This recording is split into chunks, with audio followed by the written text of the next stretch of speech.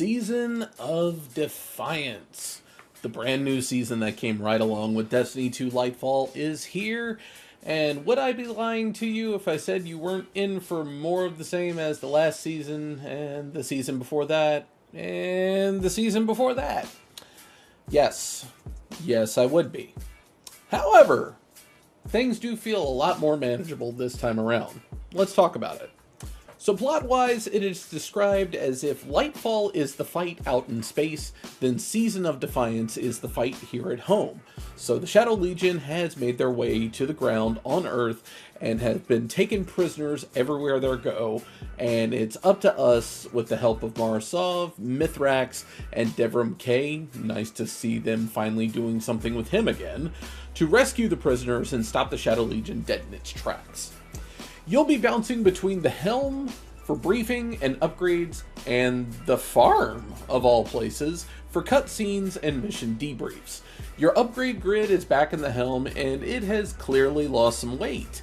Going with the not so much 3x4 grid this time, but a 2x4 grid with a 3-icon row of in-fight updates. I don't know. I'm not sure how it works, but it's like last season where this stuff at the top will actually affect things inside the activity itself.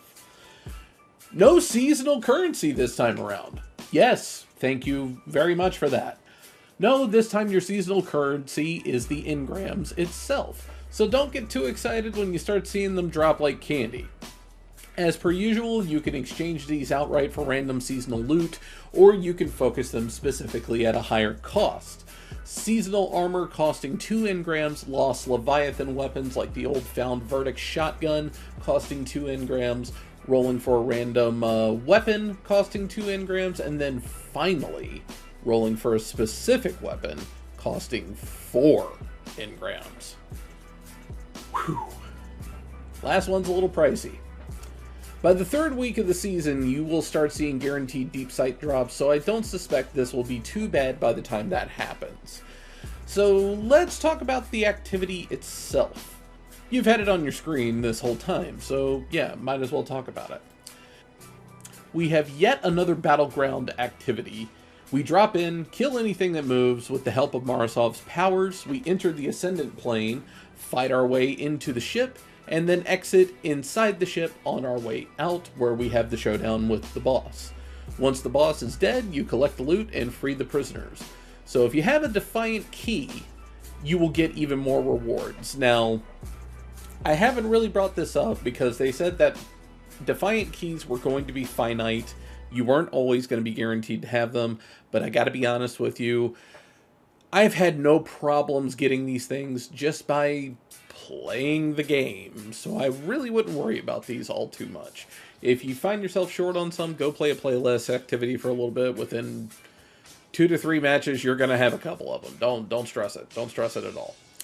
Overall, I think this is a pretty fun and entertaining activity. I feel like I shouldn't talk about the season just yet. Maybe wait until the end of the season to talk about that.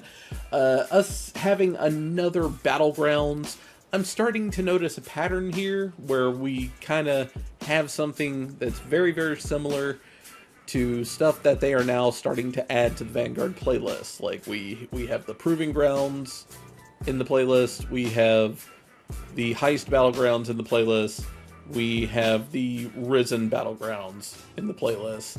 So I'm starting to notice a trend that these things are going to be in here for about a year, and then they're going to get moved to the Vanguard playlist. I'm all for that, to be perfectly honest with you. Like, nothing wrong with having newer-ish content in the Vanguard playlist. Now, if you could just do something about Gambit and Crucible in that, guys, that'd be great. But overall, not a bad way to start the season.